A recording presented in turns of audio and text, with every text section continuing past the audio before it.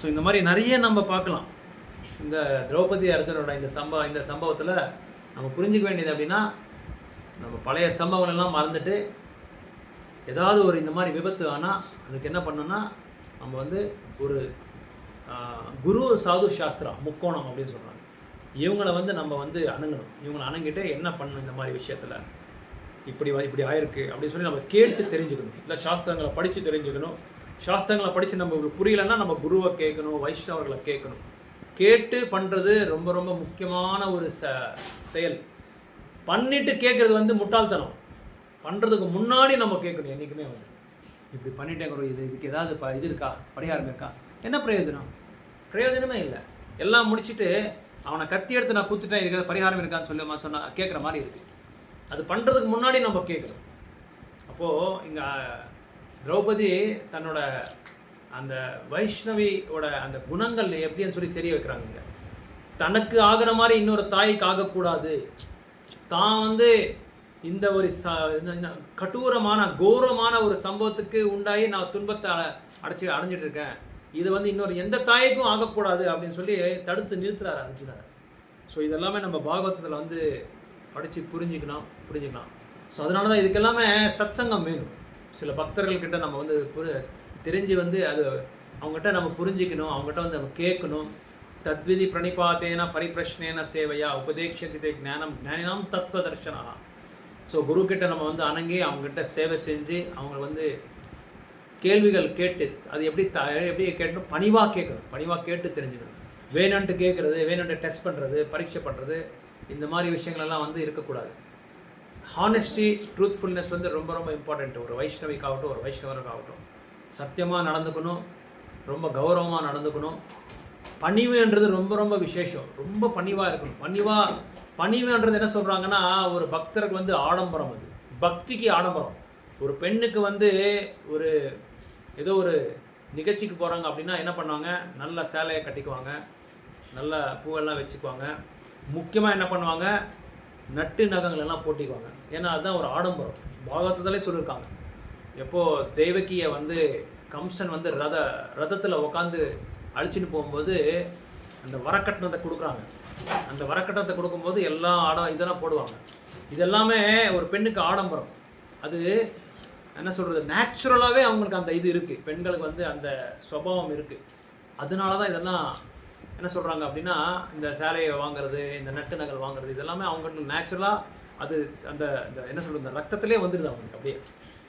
So அப்படி ஏன் இது வந்து கம்பேர் பண்ணுறேன்னா, அந்த மாதிரி ஆடம்பரம் எப்படி பெண்களுக்கு வந்து நட்டு நகல் ஆடம்பரமோ அதே மாதிரி ஒரு பக்தர்கள் வந்து ஒரு வைஷ்ணவர்களுக்காக வந்து வைஷ்ணவர்களுக்கோ வைஷ்ணவிக்கு வந்து ஆடம்பரம் என்னென்னா பணிவுன்றது.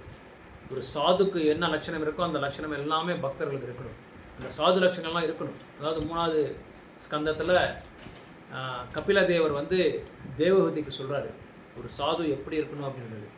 காருணிக்கா அப்படின்னு சொல்கிறாங்க, கருணை உள்ளவராக இருக்கணுமா. அப்படி அப்புறம் அஜாத சத்ருவாக இருக்கணுமா. யாரையும் வந்து எதிரியாக பார்க்கக்கூடாதா.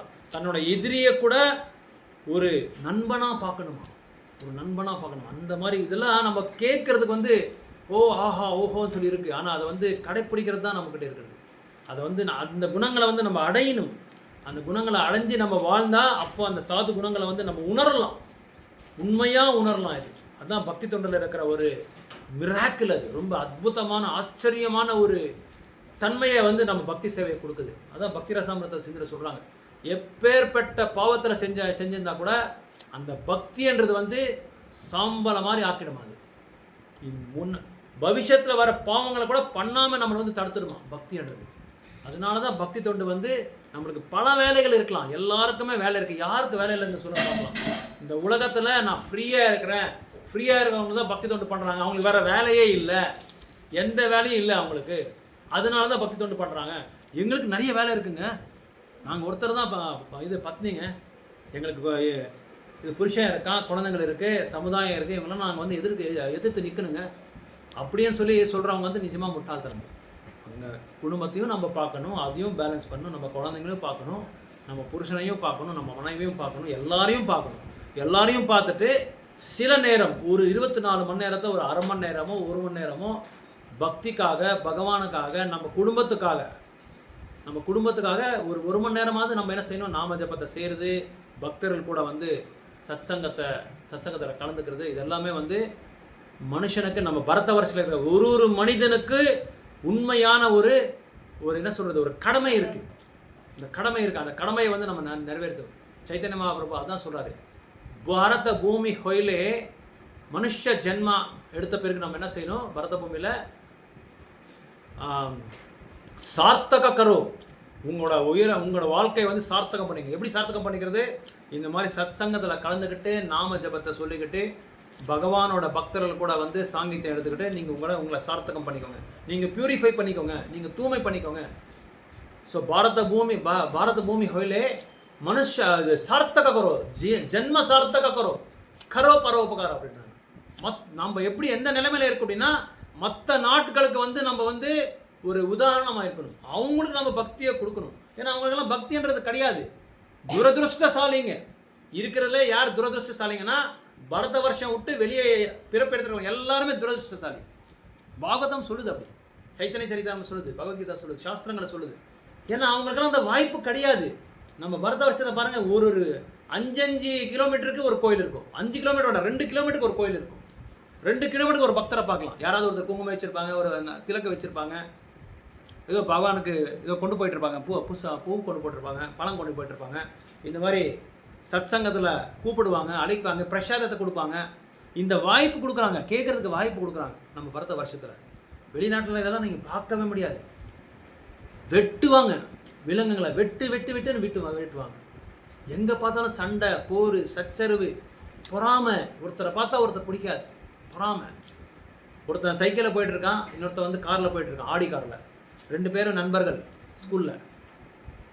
ஆடி காரை நிற்க வச்சுட்டு இவன் சைக்கிளில் ஓட்டுறவன் ஃப்ரெண்டை கூப்பிட்டு, என்னப்பா நல்லா இருக்கிறியா அப்படின்னு சொல்லி கேட்குறான். இவன் சொல்கிறான், நான் நல்லா இருக்கப்பா, நீ நல்லா இருக்கியான்னு சொல்கிறான். 2 பேர் மனசுக்குள்ளே என்ன நினைக்கிறாங்க, என் கூட இருக்கும்போது நிக்கர் போடுறது கூட இவனுக்கு தகுதி இல்லை, இன்றைக்கி ஆடி காரில் போகிறான், இவன் ஆடி கார் அங்கேயே ரோட்டில் போகிற வழியிலே ஆக்சிடென்ட் ஆகிட்டு. அவன் என்ன செய்கிறான், என் ஆடி காரை பார்த்துட்டு இவன் பொறாமல் போடுறான், இவன் சைக்கிளே இல்லாமல் போய் இவனும் இல்லாமல் போட்டான். அவன் வந்து இவனை வந்து சாபத்தை கொடுக்குறான். அப்படி இருக்குது ஒருத்தருக்கு ஒருத்தர் வந்து பொறாமல். ஒருத்தனை பார்த்தா ஒருத்தனுக்கு ஆகாது. ஏதோ அடிக்கார வாங்கி நல்லதாப்பா, சந்தோஷமா என் ஃப்ரெண்டு இந்த மாதிரி ஒரு நல்ல இதில் இருக்கு, அந்த மாதிரி ஒரு எண்ணமே கிடையாது யாருக்குமே அந்த எண்ணமே கிடையாது. அந்த இதை வந்து நம்ம வந்து என்ன பண்ணோம், அந்த தன்மையை போக வச்சு ஒரு நல்ல குணங்களாக, திரௌபதி மாதிரி நல்ல குணங்களை வந்து நம்ம வளர்த்துருக்கு. ஓகே, ஹரே கிருஷ்ணா. ரொம்ப ரொம்ப நன்றி. மறுபடியும் இன்னொரு அனௌன்ஸ்மெண்ட்டு, 13ஆம் தேதி மாதிரி Ekadashi, Monday coming Monday Ekadashi விரதத்தை வந்து முடிகிறவங்க நீங்கள் கடைப்பிடிக்கலாம். ரெகுலராக டிவோட்டிஸ் எல்லாம் கடைப்பிடிச்சிட்டு இருக்காங்க. முடியாதவங்க வந்து 12 மணி வரைக்கும் நீங்கள் விரதத்தை இருக்கலாம். ஸோ குரூப்பில் உங்கள் நம்பர்ஸ் எல்லாம் புதுசாக வந்திருக்கலாம், நம்பர்ஸ் எல்லாம் கொடுங்க. அவங்க இந்த குரூப்பில் உங்களை ஆட் பண்ணுறோம். உங்களுக்கு அடிக்கடி இன்ஃபர்மேஷன், ஓன்லி ஸ்பிரிச்சுவல் இன்ஃபர்மேஷன் மட்டும்தான், தெய்வீகமான செய்திகள் மட்டும்தான் அதில் வரும். அதை மற்ற எந்த செய்திகளும் வராது. அதனால் அந்த உங்கள் நம்பர்ஸ் எல்லாம் கொடுங்க, அந்த குரூப்பில் ஆட் பண்ணுறோம். தொடர்ந்து இந்த மாதிரி நிகழ்ச்சிகள் நடந்துகிட்டே இருக்கும். இந்த நிகழ்ச்சிகள் வந்து உங்களுக்கு இன்ஃபர்மேஷன் கொடுப்போம். அந்த குரூப் இதில் இது வந்து நான் வாய்ஸ் மெசேஜ் கொடுப்பேன். அடிக்கடி உங்களுக்கு வந்து செய்திகள், ஆத்மீகமான செய்திகளை நீங்கள் படிங்க. இதெல்லாமே உங்களுக்காக தான் ஒரு வாய்ப்பு கொடுக்க சொல்கிறாங்க இங்கே எல்லாமே, இந்த குருமார்கள் எல்லாமே. ஸோ அதனால் அப்புறம் கீதா மாதாஜி வீடு எங்கே இருக்குது, மாதாஜிக்கு தெரியும் அவங்க வீடு. அவங்க சனிக்கிழமை காலையில் சத்யநாராயண பூஜை வச்சுருக்காங்க. பக்தர்கள் எல்லாமே பிரசாதம் கூட அரேஞ்ச் பண்ணியிருக்காங்க. தயவுசெய்து எல்லாருமே வாங்க, வந்து அவங்கள வந்து வாழ்த்துங்க. அதே மாதிரி அங்கே கீர்த்தனும் கதா கூட இருக்கிறதுக்கு வாய்ப்பு இருக்குது. இருந்தால் நம்ம வந்து கீர்த்தன் கதா பண்ணலாம். ஓகே. அப்புறம் வந்து அவருக்கு சொல்கிறோம், நான் குரூப்பில் அனுப்பிச்சிடுறேன். கௌரி மாதாஜி நீங்கள் இவருக்கு சுபாஷினி மாதாஜிக்கு ஒரு கால் பண்ணி சொல்லிவிடுங்க. கீதா மாதாஜி வீட்டில் சனிக்கிழமை 10 மணிக்கு ஸ்டார்ட் ஆகுது அவங்க வீட்டில். இது எல்லோரும் கண்டிப்பாக வாங்க. அவங்க சார்பாக ஏன்னா அவங்க பிஸியாக இருக்கிறதுனால நான் வந்து உங்களை வந்து இன்வைட் பண்ணுறேன். ரொம்ப நீங்களும் கண்டிப்பாக வரணும். அங்கே உங்களுக்கு வந்து நாங்கள் ட்ரீட் கொடுக்குறோம். இப்போ நீங்கள் எங்களுக்கு ட்ரீட் கொடுக்குறீங்க, உங்களுக்கு நாங்கள் அங்கே கொடுக்குறோம் ட்ரீட். ஓகே. இப்போ வந்த பக்தர்களுக்காக அவங்க வந்து சாந்தியாக, சந்தோஷமாக, ஆரோக்கியமாக, எந்த விதமான தடைகள் இல்லாமல், அப்படி ஏதாவது தடைகள் வந்தால் கூட பகவானோட அருள் அவங்க மேலே இருக்கட்டும், சந்தோஷமாக இருக்கட்டும். பிரபுவோட ஃபேமிலி வந்து நல்லா ஆன்மீகமாக வளரட்டும். அவங்க குழந்தைங்களோ எல்லாருமே இப்போ கிருஷ்ண பக்திக்கு வரட்டும். இந்த மாதிரி நிறைய நிகழ்ச்சிகள் அவங்கெல்லாம் பண்ணட்டும் அப்படின்னு சொல்லி நம்ம வந்து பிரார்த்தனை பண்ணலாம். 3 தடவை ஹரே கிருஷ்ண மந்திரத்தை சத்தமாக சொல்லலாம். ஸோ ரெகுலராக ப்ரோக்ராம்ஸ்க்கு வாங்க. ஏதாவது உங்களுக்கு ப்ராப்ளம் இருந்தால் சொல்லுங்கள், அதை வந்து நாங்கள் முயற்சி பண்ணுறோம் அதை வந்து சால்வ் பண்ணுறதுக்காக. 3 தடவை ஹரே கிருஷ்ண மந்திரம் இங்கே வந்த பக்தர்களுக்காக, பிரபுவோட ஃபேமிலிக்காக, அப்புறம் வந்து நம்ம உங்கள் குடும்பத்தில் இருக்கிற அவங்க ஃபேமிலி மெம்பர்ஸ் எல்லாமே சாந்தியாக சந்தோஷமாக இருக்கணும், ஆரோக்கியமாக இருக்கணும், பக்திக்கு வரணும், பக்தி சேவை வந்து தொடர்ந்து அவங்க வந்து பண்ணணும் அப்படின்னு சொல்லி ஹரிநாமத்தை பண்ணணும்னு சொல்லி நம்ம வந்து 3 தடவை ஹரே கிருஷ்ண மந்திரம் சொல்லி நம்ம வந்து இந்த நிகழ்ச்சியை வந்து ஸ்டாப் பண்ணலாம். ஹரே கிருஷ்ணா கிருஷ்ணா கிருஷ்ணா ஹரே ஹரே, ஹரே ராம ராம ராம ஹரே ஹரே, ஹரே கிருஷ்ணா கிருஷ்ணா கிருஷ்ணா ஹரே ஹரே, ஹரே ராம ராம ராம ஹரே ஹரே, ஹரே கிருஷ்ணா கிருஷ்ணா கிருஷ்ணா ஹரே ஹரே, ஹரே ராம ராம ராம ஹரே ஹரே. तमिल सेल्वन प्रभु, जगदालक्ष्मी माता जी, श्रीनिवास प्रभु फैमिली की जय, अनंत कोटि वैष्णव वृंद की जय, पिताई सीतानाथ गौर प्रेमानंद. सो கிருஷ்ணர் பாருங்க எவ்வளோ கருணை உள்ளவர், அருணா எவ்வளோ அனுகிரகம் பாருங்க. இவங்க தமிழ் செல்வன் பிரபு சீக்கிரமா ரிட்டையர்ட் ஆகி நல்ல பக்தி சேவையில் இன்னும் தீவிரமாகி அவங்களுக்கு நிறைய சமயம் வேணும், நிறைய அவங்களுக்கு வந்து வாய்ப்பு கொடுக்கணும்னு சொல்லி பகவானே வந்து அவருக்கு ஆசீர்வாதம் பண்ணியிருக்காரு. என்ன பிரபு? ஸோ அதனால பகவான் பாருங்க எவ்வளோ அருள், யார் யாரை எப்படி கொண்டு வரணும்னு சொல்லி பார்க்குறாங்க. ஏன்னா பிரபு வந்து நிறைய சேவைகள் செஞ்சுருக்காங்க. கம்பெனிக்கு மட்டும் இவங்க சேவை செய்யல, தொடர்ந்து 20 வருஷமாக நிறைய புஸ்தகத்தை விநியோகம் பண்ணியிருக்காங்க. பகவத்கீதா புஸ்தகம் வந்து நிறைய விநியோகம் பண்ணியிருக்காங்க. அப்போல்லாம் பிரபு வந்து ஜபம் கூட பண்ணுறதில்ல. ஆனால் ஏதோ ஒரு நம்பிக்கை பகவான் இருக்காரு, பகவான் மேலே ஏதோ ஒரு அவங்க மேலே ஒரு என்ன சொல்கிறது அன்பு, அந்த அன்பு பாசத்தினால எங்கள் இயக்கத்தில் இருக்கும்போது நிறைய பகவத்கீதா புக்ஸு, நிறைய பணத்தை வந்து கலெக்ஷன் பண்ணி கொடுத்துருங்க. ஜென்மாஷ்டமிக்கு, அதுக்கப்புறம் வந்து நரசிம்ம சதுர்தசி, இந்த மாதிரி எதுவுமே இது பேக் ஆன்சரே கொடுக்குறதில்ல. நாங்கள் சொன்ன உடனே ரிசிப்ட் புக் வாங்கிடுவாங்க. மானம் மரியாதை இதெல்லாமே ரோஷம் எல்லாமே நம்ம எப்படிலாம் பார்க்குறோம் இல்லையா? எப்படிலாம் அவங்ககிட்ட எல்லாம் போய் கேட்குறது, ஏன் பகவானுக்காக அவங்க பண்ணிக்கிட்டு விடுறேன், நான் போய் எதுக்கு நான் அவங்ககிட்ட கையை இப்படி நீட்டணும்? இதெல்லாம் இது ஒரு பெரிய விஷயம். இது ஒருத்தர்கிட்ட நம்ம போய் கேட்கணும், பேசணுன்னாலே நாங்கள் ஒரு 2-3 வருஷம் அப்பார்ட்மெண்ட்டில் இருந்தோம். ஆப்போசிட்டாக இருக்காங்க வீடு. அவங்களும் ஹிந்துஸ் தான், நாங்களும் ஹிந்துஸ் தான். மூஞ்சியே பார்க்கறதில்ல, நாங்களும் பார்க்கறதில்ல, அவங்களும் பார்க்கறதில்ல, நாங்களும் பார்க்கறதில்ல. எப்படி இது ஒரு சிறைசாலையில் இருக்கும் பாருங்க, அந்த மாதிரி கைதிங்களை மாதிரி நாங்களும் போகிறது அவங்களும் போகிறது, பேசுகிறதே இல்லை. அப்புறமா நாங்களே வந்து ஃபோர்ஸ்ஃபுல்லாக போய் பேசணும். எங்கள் அப்புறம் பக்கத்தில் ஒருத்தராங்க, நாங்கள் காலையில் பூஜை பண்ணுறதெல்லாம் கேட்டுட்டு அப்புறம் அவங்க தான் வந்தாங்க. இங்கே அப்பார்ட்மெண்ட்டில் இந்த மாதிரியெல்லாம் ஒரு நடக்குதா அப்படின்னு சொல்லி இப்போ தான் எங்களுக்கு கேட்குது. ஸோ ஏன்னா ஒருத்தர் பார்க்குறதில்ல. ஏன் பேச மாட்டேன்னு சொல்லுங்கள் பார்க்கலாம். Ego problem. நான் ஏன் பேசுறேன், யார் நான்? எனக்கு என்னோட இது கௌரவம் என்ன ஆயிடுது, எனக்கு கௌரவ பிரச்சனை சின்னது, ஒரு சின்ன வேலை. 3 லெட்டர் ஈகோ. அந்த ஈகோக்காக நம்ம ஒருத்தர் பேசுகிறதில்ல. நம்ம இன்னும் எங்கே இருக்கிறோம்? நம்ம ஒரே நாட்டில் இருக்கிறோம், ஒரு பரத வருஷத்தில் இருக்கிறோம். நம்ம வந்து உதாரணமாக இருக்கணும் மற்றவங்களுக்கு. இப்படியெல்லாம் நடக்குது. இதெல்லாமே விட்டு பகவானுக்காக, கிருஷ்ணருக்காக, குருவுக்காக பல ஆயிரக்கணக்கான பகவத்கீதை கொடுத்துருக்காங்க. பல ஆயிரம் இன்னும் பேக் டு கார்டட் மேக்சின் ஒன்று இருக்குது. அந்த ஒரு மேக்சின் ஒன்று எடுத்து கொடுங்க. யாராவது கொடுத்துடா?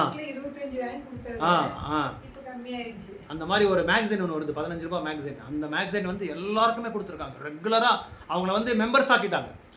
இந்த மாதிரி பல சாதனைகள் பண்ணியிருக்காங்க. அப்போ இதெல்லாம் பார்த்துட்டு கிருஷ்ணர் என்ன பண்ணாரு, இன்னும் நீ நிறைய சாதனை பண்ணணும், இன்னும் நீ நிறைய சேவை செய்யணும், இன்னும் நிறைய தொண்டு செய்யணும். அதனால நீ வந்து ஒரு மற்றவங்களுக்கு வந்து ஒரு உதாரணமாக இருக்கணும், ஒரு எக்ஸாம்பிளாக இருக்கணும் அப்படின்னு சொல்லி பிரபுக்கு என்ன பண்ணாங்க, ஃப்ரீ பண்ணிட்டாங்க. இப்போ ஏன்னா கம்பெனிக்கு போனால் அங்கே வந்து 8 மணி நேரம் போட்டு நல்லா வறுத்துருவாங்க.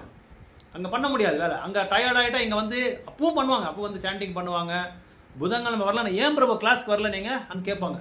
அந்த அளவுக்கு ஆர்வம் கிளாஸில். என்ன யார் வரலன்னு கூட பரவாயில்ல, உடனே கேட்டு ஆர்வம். அது இல்லாமல் ஒரு வாரத்துக்கும் புதன்கிழமை மாதாஜி பிரசாதம், எல்லாருக்கும் பிரசாதம் டிஸ்ட்ரிபியூஷன் பண்ணுவாங்க. அது மட்டும் இல்லாமல் சனிக்கிழமை வந்து வேணுகோபால் சாமி கோயிலில் பிரசாதம் கொண்டு வராங்க அங்கே. அது இல்லாமல் எல்லா நிகழ்ச்சிகளும் வந்து பிரபு வந்து பிரசாதம் டிஸ்ட்ரிபியூஷன் பண்ணுவாங்க, ஃபண்ட்ஸ் கலெக்ஷன் பண்ணுவாங்க, புஸ்தகம் வந்து விநியோகம் பண்ணுவாங்க, மற்றவங்களுக்கு சொல்லுவாங்க. மூக்கண்டப்பள்ளியில் நிறைய பிரச்சாரம் நடந்திருக்கு. இவங்களை மையமாக வச்சுக்கிட்டு நாங்கள் நிறைய பிரச்சாரம், இவங்கள பக்தராக்கி இவங்க மூலமாக நிறைய பேர் பக்தர்களாக வந்திருக்காங்க. அப்படி தொடர்ந்து பண்ணிகிட்டே இருக்கிறோம். தொடர்ந்து வந்து இங்கே பிரபு வந்து பண்ணிகிட்டே இருக்கார். பிரபுவோட ஃபேமிலி. ஓ, அப்படி வேற சொல்கிறாரா? அப்போ பாருங்க, அங்கே சீலை விழுந்திருக்கு, இவர் கிருஷ்ண பக்தர்னு சொல்லி எல்லாருமே பதிவாயிட்டு இருக்கு. அப்போ அந்த அளவுக்கு வந்து புஸ்தகத்தை கொடுத்துருக்காங்க. அந்த அளவுக்கு வந்து அவங்களோட பணத்தை பறித்து பகவானை கொடுத்துருக்காங்க. ஒரு விதமாக சொன்னால் அவங்களால கொடுக்க முடியாது, மனசு இல்லை. அவங்க மனசை சமாதானப்படுத்தி அவங்க வந்து எந்த விதமான ஒரு என்ன சொல்கிறது பிரச்சனை இல்லாமல் வாங்குறாங்க. பரவாயில்ல, சந்தோஷமாக வாங்கி கொடுத்துருக்காங்க. இப்போ நம்ம வெளியெல்லாம் கலெக்ஷன் போனால் கொஞ்சம் திட்டிக்கிட்டே கொடுப்பாங்க. இவன் வேற வந்துட்டான், எனக்கே பல பிரச்சனை, இவன் வேற பணத்தை கேட்டுருக்கான்.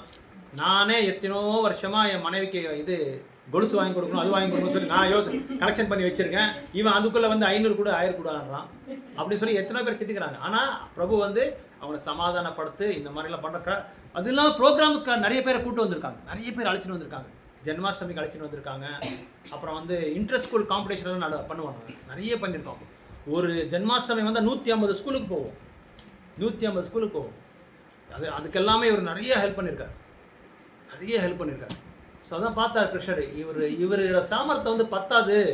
இங்கே கம்பெனியில் எந்த கம்பெனிக்கு மட்டும்தான் சேவை பண்ணுவார் இவரை வெளியே அனுப்பிச்சா உலக நாட்டுக்கெல்லாம் பண்ணுவாங்க. இவங்க சமுதாயத்துக்கு வந்து இவங்க வந்து ரொம்ப ஒரு முக்கியமான ஒரு பெரிய புள்ளி இவர் பக்தியிலன்னு சொல்லி என்ன பண்ணார், புள்ளியை கொண்டு வந்து இங்கே வச்சுட்டாரு, ஆன்மீக இதழில் வச்சுட்டாரு.